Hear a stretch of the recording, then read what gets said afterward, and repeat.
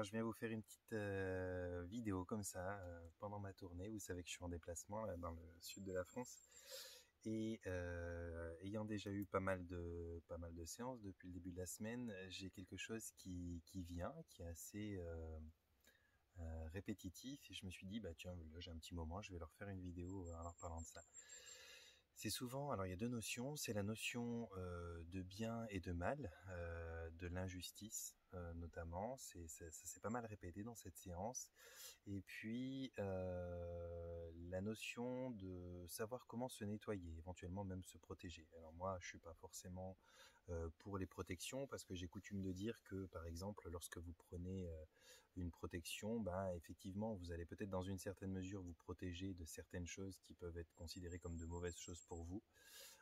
Mais vous allez également vous protéger des bonnes choses parce qu'on ne peut pas avoir un parasol qui nous protège que du soleil. Il nous protège du soleil, mais il nous protège aussi des choses éventuellement, des jolis oiseaux qu'on pourrait voir. Enfin, tout est caché. Il n'y a pas qu'une seule chose qui peut être cachée. Donc en général, je suis plus pour le nettoyage que pour la protection d'une manière générale.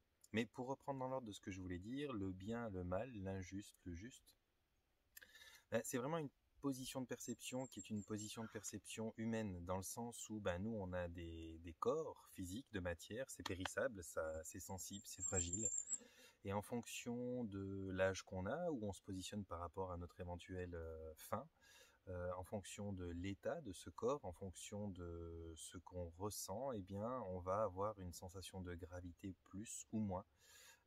Et donc on va peut-être s'imaginer que telle action, que telle expérience qu'on pourrait faire peut être une bonne expérience ou une mauvaise expérience pour soi. Mais en tant que tel, finalement, une expérience c'est une expérience. Lorsque l'on parle, moi ça m'est souvent arrivé de demander à des consciences supérieures, à la demande des gens d'ailleurs, hein, si le fait de se diriger vers telle expérience ou telle expérience pouvait être problématique ou dangereuse pour elle. J'ai toujours eu des réponses qui étaient des réponses dans le sens le danger ça n'est valable que dans vos véhicules de matière, dans vos véhicules de chair, mais ça n'est pas une réalité, ça n'est pas une finalité, ça n'est qu'une illusion d'expérience. Mais l'expérience est une expérience. L'expérience du danger, l'expérience de la mort physique en tant que telle reste une expérience. Et pour eux, c'est facile d'en parler, ils ont un sacré détachement, ils ont une certaine distance parce que finalement, eux nous voient à travers ce que l'on est dans la matière, mais voient aussi les différents corps éthériques, énergétiques et supérieurs que l'on a. Donc effectivement, ils connaissent notre nature profonde, ils connaissent le pilote finalement à l'intérieur du véhicule et ils savent que c'est pas forcément l'expérience du véhicule qui définit l'entièreté de l'expérience. Ça, c'est au niveau de ce qu'on peut ressentir évidemment. Donc vous allez ressentir le bien, vous allez ressentir le mal, quelque chose que vous allez connoter positif ou négatif. Et en fonction de ça, vous avez un spectre énorme de choses à expérimenter dans la matière, mais qui vont uniquement de la jouissance à la souffrance. Derrière tout ça, il y a des compréhensions, il y a des prises de conscience, il y a une grandeur d'âme, d'esprit qui s'occasionne. Et cette grandeur-là, à travers les différentes expériences que vous faites, eh bien, elle va vous permettre de monter d'autres parties de vous qui ne sont pas forcément les parties matérielles. Et eux, ils ont ce spectre-là de vision. Ils ont la possibilité de voir, bien sûr, la partie matérielle et ce qu'elle va ressentir, mais ils ont aussi la capacité de voir et de prendre conscience en discutant avec nous des autres parties de nous qui vont évoluer, qui vont cheminer. Donc, dans ce sens-là, le juste et l'injuste, c'est valable en tant que personne, c'est valable en tant que véhicule, mais si on ne s'identifie pas au véhicule, si on comprend qu'on est autre chose que le véhicule, à ce moment-là, on peut dépasser ces critères-là. Donc, c'est une bonne chose quand on se pose des questions d'essayer de comprendre d'abord en toute première question, est-ce que je suis vraiment la matière que j'essaye de préserver, que j'essaye de mettre dans un état de bien-être et de béatitude, ou est-ce que je suis fondamentalement autre chose? Parce que si on s'identifie à la matière, si on a tendance à penser qu'on est que ce véhicule, si l'on croit que notre douleur ou notre plaisir vont définir l'être que l'on est et puis la qualité du chemin que l'on emprunte, on n'aura peut-être pas compris tous les paramètres. Et effectivement, la qualité du chemin qu'on emprunte, elle n'est pas en rapport avec le ressenti du véhicule dans lequel on est. Donc c'est pas parce qu'on fait quelque chose qui nous met dans le bien-être que c'est forcément le plus constructif ou le plus instructif pour nous. Bien que je vous encourage pas à souhaiter le mal-être ou bien la douleur ou la difficulté.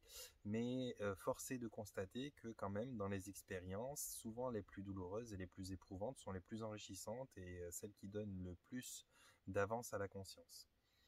Ok, ça chacun se positionne par rapport à ça. Certains ont besoin peut-être d'expérimenter, de souffrir, de faire des choses, et certains autres vont pouvoir peut-être à certains moments se dire moi je fais une pause parce que j'en ai enduré pas mal. Le véhicule est fatigué. Quand le véhicule est fatigué, c'est moins facile de jouer le rallye, quoi.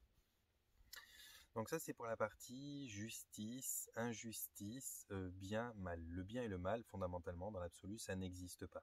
Il n'y a pas de bien, il n'y a pas de mal, il est quelque chose qui est de l'expérience pure sur tout un tas d'états, un état matériel, un état éthérique, un état énergétique, tout un tas de mondes et de dimensions qui s'entrecroisent, mais il n'y a jamais de sécession de vie au milieu de tout ça. Il y a des transitions d'état, vous passez de la matière à l'éther, de l'éther à l'énergie, etc. Et dans l'autre sens aussi quand vous venez vous réincarner. Mais dans tous les cas, il n'y a pas d'expérience de mort. D'ailleurs, je le dis souvent dans des exemples, c'est assez marrant quand on en parle parce que c'est d'une logique imparable, mais c'est vrai qu'on ne prend pas le temps de la réflexion parfois. C'est que finalement, la mort, ça n'est pas possible de l'expérimenter. Personne, aucune personne vivant dans aucun plan d'existence, n'a jamais expérimenté la mort. Pour une simple et bonne raison. Pour expérimenter la mort, il faut avoir la première des qualités de quelqu'un qui fait une expérience, c'est-à-dire être vivant, vivre l'expérience. La mort étant l'absence de vie par définition, vous ne pouvez pas vivre quelque chose qui est l'absence de la vie. Donc vous ne pouvez pas vivre le processus de mort en tant que tel. Vous pouvez expérimenter le processus de transition, c'est-à-dire de passer d'un état qui est par exemple l'état matériel dans un corps à un état qui soit un état éthérique où vous êtes détaché de ce corps et vous avez sorti de cette incarnation. Ça c'est possible, mais ça reste qu'une transition. Si elle est expérimentée, cette transition, c'est qu'il y a une continuité dans l'expérience et donc dans la vie, dans le fait de vivre cette expérience. C'est juste un changement d'état finalement. Donc à partir de là, on peut commencer déjà à relativiser et de se dire ok, bon, la gravité, elle est somme toute quand même relativement plus basse que ce qu'on en imagine. Je pense que vous pourrez vous faire votre propre cheminement de réflexion là-dessus. C'est pas quelque chose qui est extrêmement compliqué. C'est juste que il y a une partie de nous qui a de la peine à vouloir intégrer et accepter ça parce que on a quand même tendance à croire qu'il y a du bien, qu'il y a du mal, que certaines actions sont des actions que l'on peut peut-être féliciter et d'autres que l'on peut punir. Mais je pense que toutes sont nécessaires les unes aux autres. Je veux dire, il y a beaucoup de gens qui viennent là dans l'idée, par exemple, d'être sauveur, d'être soigneur, d'être fondamentalement là pour apporter du bien, du mieux, quelque chose euh, de, de connoté positif finalement à ce qu'ils vont vivre. Mais vous voyez, pour être sauveur, il faut quelqu'un à sauver. Pour être soigneur, il faut quelqu'un à soigner. Pour pouvoir aider quelqu'un qui est dans une situation difficile, il faut que quelqu'un soit dans une situation difficile. Et pour pouvoir éprouver la reconnaissance d'avoir reçu de l'aide de quelqu'un qui pouvait nous en donner quand nous-mêmes on était dans des postures délicates, il faut qu'on soit dans des postures délicates. C'est tout plein d'états d'être, c'est tout plein de paramètres de vie qui sont nécessaires les uns aux autres, qui nous permettent de créer ce qu'on appelle l'expérience.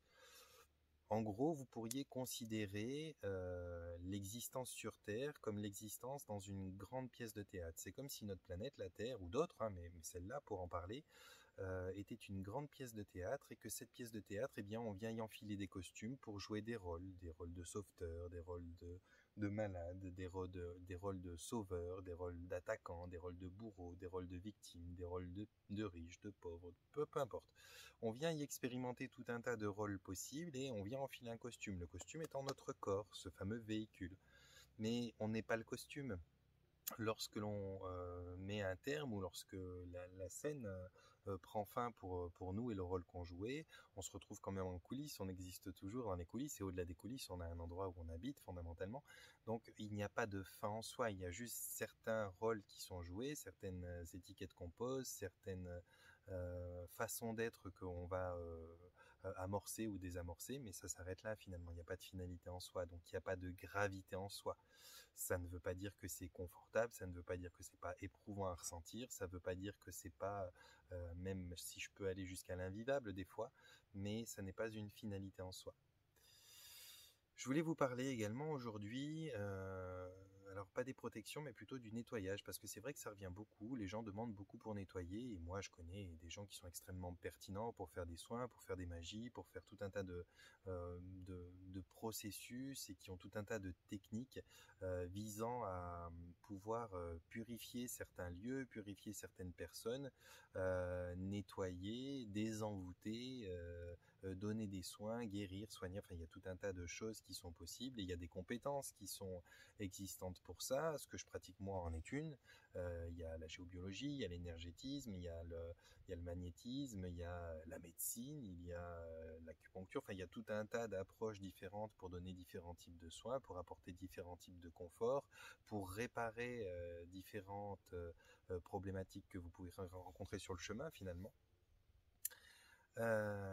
Mais il y a quelque chose que les gens ne font pas spontanément, c'est vrai, et moi le premier, hein, qu'on fait pas spontanément, et finalement ça nous demanderait juste de prendre un petit peu de temps, peut-être chaque jour ou 2-3 fois par semaine pour le faire, c'est de se nettoyer soi-même. Alors peut-être qu'on va se cacher derrière des prétextes du genre oui mais moi j'ai pas la technique, j'ai pas le savoir, j'ai pas la connaissance, je sais pas comment faire, je ne connais pas de rituel magique, je connais pas suffisamment les plantes autour de moi, je connais pas, ou je peux pas m'auto-piquer dans le dos par exemple si je veux faire de l'acupuncture, enfin il y a tout un tas de, de paramètres qui vont se mettre en mouvement finalement dans l'expérience de vouloir s'apporter un mieux-être pour pouvoir guérir profondément. Alors effectivement, on peut pas tout faire, on peut pas être soi-même son propre ostéo et se remettre en place quand on est tordu dans la plus grande des mesures.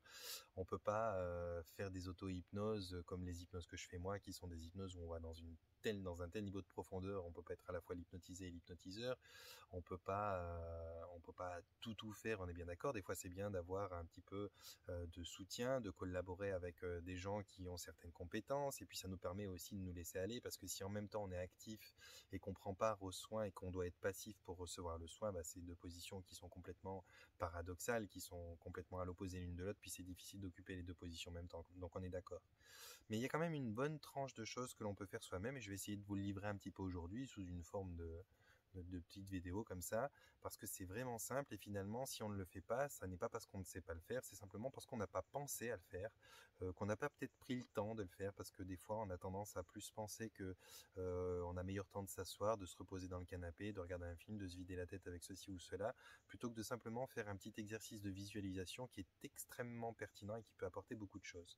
J'ai presque envie de vous dire que le nettoyage du quotidien des plus ou moins petits et moyens problèmes peut se faire juste comme ça, sans avoir besoin de recourir à quelques capacités techniques plus grandes que ça.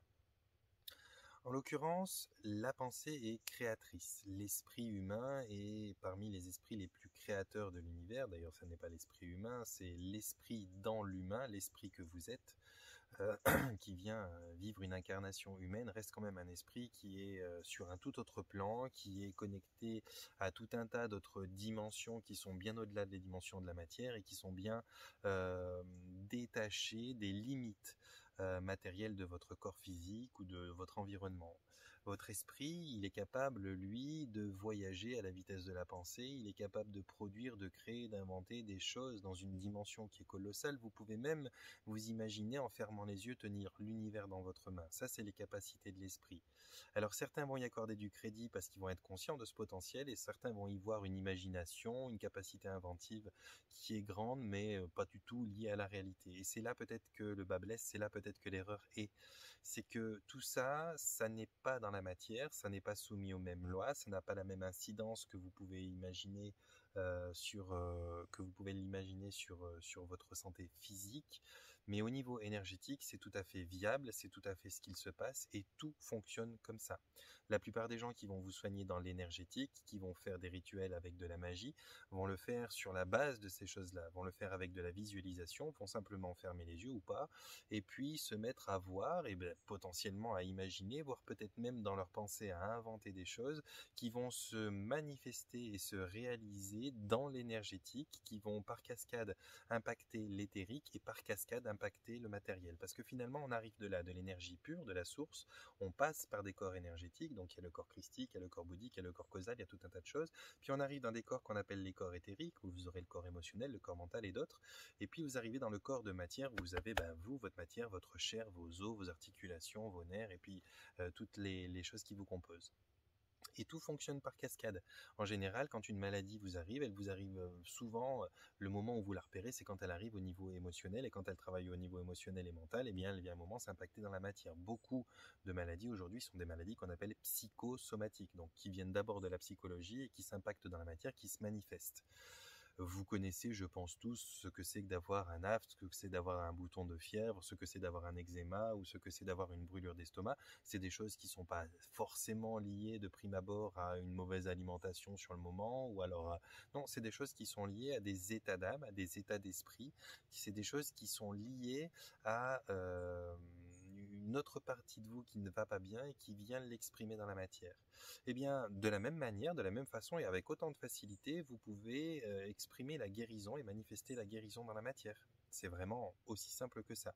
Ça veut dire que si vous vous sentez, par exemple, je vous donne des exemples qui ne sont, je vais vous dire, rien de concret, mais qui en même temps sont totalement concrets dans cet esprit-là, c'est que, imaginons que vous vous sentiez comme alourdi par une espèce de chape de plomb, que vous vous sentiez coincé ou attaché à quelque chose dans l'incapacité de faire un mouvement, ou que vous vous sentiez emprisonné.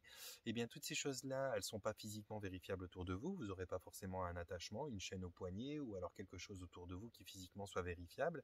Mais la réalité, c'est que dans l'énergétique, dans l'éthérique, il y aura effectivement des chaînes peut-être qui seront sur vous. Il y aura peut-être une coque au-dessus de vous qui sera posée. Il y aura peut-être tout un tas de choses qui sont énergétiquement là, qui impactent vos corps énergétiques et éthériques et qui donc se manifestent et se font sentir dans la matière. Vraiment, réellement. Et donc, vous pouvez tout un chacun, et c'est ça que je vous donne comme conseil, vous pouvez tout un chacun de temps en temps oser, parce que je crois que c'est le principal, c'est d'oser jouer. Si vous osez jouer, si vous osez une fois de temps en temps fermer les yeux et essayer de vous représenter ce qui est votre problématique, peu importe que vous vous sentiez enchaîné, que vous vous sentiez limité, que vous vous sentiez de face à un mur, que vous vous sentiez... moi, je vois par exemple dans les soins que je donne, j'ai de temps en temps encore, beaucoup d'attaques. J'ai des attaques dont je me retrouve avec le trapèze qui me fait mal, je me retrouve avec l'envie de faire craquer ma nuque. C'est vraiment souvent au niveau des omoplates, dans le dos, des trapèzes ou dans la nuque, que je ressentais des douleurs. Et c'est vraiment comme des pics, et on a vraiment l'impression qu'on a quelque chose de planté dans le dos. Et effectivement, quand on demande à des énergéticiens, des personnes de cet ordre-là, ils vont vous dire, ouais, mais t'as des pieux, t'as des poignards, t'as des trucs, on t'attaque, parce que t'as été nettoyé telle personne, tel endroit. Et effectivement, tu reçois dans l'énergétique des poignards, des pieux, des pylories, des choses comme ça. Et la façon qu'ils ont de me nettoyer, et je pense que ça fait assez longtemps que je l'expérimente pour le comprendre bien correctement maintenant, eh bien, c'est simplement de visualiser qu'ils enlèvent ces pieux. Par quel moyen, par quelle manière, avec un outil, avec un animal totem, avec un ange, avec peu importe. Finalement, tout est possible et tout est réalisable, mais en attendant, moi, à la fin, je me retrouve qu'une fois qu'ils m'ont retiré ça, je me sens mieux. C'est retiré. On m'a appris bien sûr à le faire avec le temps, et quand je le fais, ça fonctionne de la même manière. Je crois que la seule nuance, la seule puissance qui va être accordée à ce soin-là, c'est pas le fait de le faire ou pas, c'est le fait est-ce que vous y croyez ou est-ce que vous n'y croyez pas. Parce que finalement, ça va être votre seule limite. Si vous croyez que ça, c'est de l'imagination, de la perte de temps, une visualisation stérile qui vous emmène à rien, et que surtout vous pensez en arrière-plan, je ne suis pas digne, non, moi je suis pas capable de le faire, ça ne fonctionne pas, je suis pas légitime pour ça, j'ai pas reçu l'enseignement, ou j'ai pas reçu la confirmation ou le diplôme qui dit que, eh bien à ce moment-là, effectivement, la portée de votre soin, de cette visualisation, elle sera à la hauteur de votre estime de vous. Si vous estimez que vous n'êtes pas digne et pas capable de ça, la portée, elle en sera là. Par contre, si vous êtes capable de comprendre que c'est un grand jeu de créativité et que votre esprit, c'est la première des choses créatives, vous pouvez regarder, il y a tout un tas d'études scientifiques prouvées dans la matière aujourd'hui, qui sont les études du petit poussin avec le robot, vous pouvez taper ça sur YouTube, vous tomberez dessus, les études de Masaru Emoto sur l'eau et l'impact de la pensée, différentes émissions qui parlent de l'intention sur la matière ou des choses comme ça, vous verrez qu'aujourd'hui, c'est pas les preuves et les recherches qui manquent sur ce fonctionnement. Le truc le plus connu que tout le monde connaît, j'imagine, même les plus cartésiens, c'est ce qu'on appelle l'effet placebo et l'effet nocebo, qui sont l'effet de l'esprit sur la matière, qui apportent des guérisons sur des choses totalement physiques. On est même obligé de faire les essais en ce qu'on appelle double aveugle, c'est-à-dire vraiment à leurrer le mental pour pouvoir laisser opérer l'esprit dans ces processus-là. Donc l'esprit, il a un pouvoir créatif qui est hallucinant. Eh bien, si tout un chacun vous vous amusez comme ça, de temps en temps, quand vous sentez qu'il y a ceci, qu'il y a cela, à fermer les yeux, à essayer de visualiser qu'est-ce que ça pourrait être la problématique, peu importe que vous n'ayez pas la même façon de le visualiser que l'énergéticien qui pourrait vous suivre. Vous pouvez peut-être voir que vous avez, je sais pas, un poignard planté dans le dos, et d'autres vont voir une hache, et d'autres vont voir une bestiole qui vous attaque. peu importe quelle est la chose que vous visualisez, mais si vous prenez un petit peu de temps pour aller vous occuper de cette chose, la retirer, faire en sorte de vous poser un soin juste dans l'énergétique, au niveau de l'imagination, au niveau de la créativité de votre esprit, vous allez vraiment avoir une influence et une interaction qui va se poser au niveau énergétique. Il va vraiment y avoir une incidence, et plus vous y croirez profondément, plus vous serez capable d'accepter que ceci est quelque chose de totalement existant, qui n'est juste pas forcément facile à ressentir au niveau matériel, avant que ça n'agisse bien sûr, et bien plus vous allez donner de force, de rayonnement à tout ça. Et je crois que la vie fonctionne en grande partie comme ça. Je vous invite vraiment à le faire sur vous, je vous invite vraiment à vous amuser à ça, parce que c'est un amusement à la base. Essayez pas d'attendre que vous ayez le couteau sur la gorge pour le faire, mais essayez tout un chacun, jour après jour, d'essayer de vous nettoyer, parce que certains d'entre vous sont des soigneurs, des thérapeutes ou autre chose. Vous avez tendance à toucher des gens qui sont pas forcément très très propres, et puis souvent ça éclabousse, vous vous retrouvez avec des saletés un peu sur vous, des choses qui ne sont pas contentes, que vous ayez tapé dans leur frigo quelque part. Le sombre, il aime pas trop quand vous allez taper dans ses rations de nourriture, donc il vous attaque en réponse parce que vous avez un petit peu marcher sur leur plate-bande. Et bien vous pouvez vous-même, à votre niveau, déjà faire un paquet de nettoyage. Il n'y a pas de recette miracle, il n'y a pas de technique particulière, si ce n'est pour les magies les plus compliquées, mais pour tout ce qui est des entités, pour tout ce qui est des parasites, même pour certains implants, pour tout ce qui est des attaques énergétiques, c'est tout à fait à votre portée. Et je parle à n'importe qui de vous, au boulanger qui en a jamais entendu parler, comme à vous qui me suivez depuis un moment, comme à d'autres qui vont être déjà thérapeutes et tout. Tout est à votre portée. Il est temps, je pense, au jour d'aujourd'hui, je pense que beaucoup de choses vont dans ce sens-là, de comprendre que votre esprit, il a un pouvoir, il a une existence, il a même un plan et une dimension qui lui est appropriée et qui est la sienne, dans lequel tout se passe sur son mode de fonctionnement. Il y a une dimension qui est l'éther, l'astral, où vous avez certaines énergies qui sont déjà un petit peu plus densifiées, qu'on va pouvoir des fois même observer sous forme de vapeur ou d'halo. Et vous avez une dimension qui est une dimension matérielle, où là votre matière s'exprime, où vous pouvez vous toucher, vraiment retirer des choses physiquement, les voir, les observer, les casser ou pas. Mais ces dimensions, tout autant qu'elles sont, existent les unes les autres, et toutes ont un pouvoir d'action, toutes ont une réalité, toutes ont des possibilités de guérison, des possibilités de contraction de certains types de maladies. Donc c'est à vous de jouer avec ça, parce que c'est vraiment à votre portée. Simplement, on vous a jamais vraiment parlé de ça, on ne vous éduque pas à ça, et vous attendez de tomber sur quelqu'un qui va peut-être lui avoir simplement l'habitude de travailler là-dessus, comme on travaille avec un pendule d'ailleurs, ou d'autres choses. Et là vous allez accorder toute votre confiance et toute votre admiration à cette personne, parce qu'elle maîtrise quelque chose qui soi-disant pour vous n'est pas à votre portée, que vous pensez être quelque chose qui est juste valable pour les initiés, alors qu'en vérité c'est simplement un de vos sens, c'est une des parties de votre existence. Il y a des choses qu'on voit, il y a des choses qu'on sent, il y a des choses qu'on ne peut pas sentir et qu'on ne peut pas voir, mais qu'on peut quand même visualiser, imaginer, modifier, inventer, créer ou désamorcer simplement comme ça. Et je crois que la seule chose que vous avez à faire, et je pense que franchement juste le mot ça va déjà être très léger à prononcer, c'est de vous amuser, de prendre le temps de vous amuser à essayer. Alors, peut-être tout le monde n'est pas intéressé par ce genre de sujet-là, mais ceux qui vont regarder cette vidéo aujourd'hui, suivant le titre que je vais y mettre, vont quand même chercher comment se nettoyer de ces différentes attaques, de ces différentes problématiques, vont essayer, je le suppose, je l'espère en tout cas, et vont voir que les résultats sont vraiment incroyables, parce que c'est une réalité où vous êtes autant pertinent que moi ou que d'autres énergéticiens établis depuis longtemps. C'est une réalité qui est, EST, et elle n'est pas négociable, elle n'est pas annulable.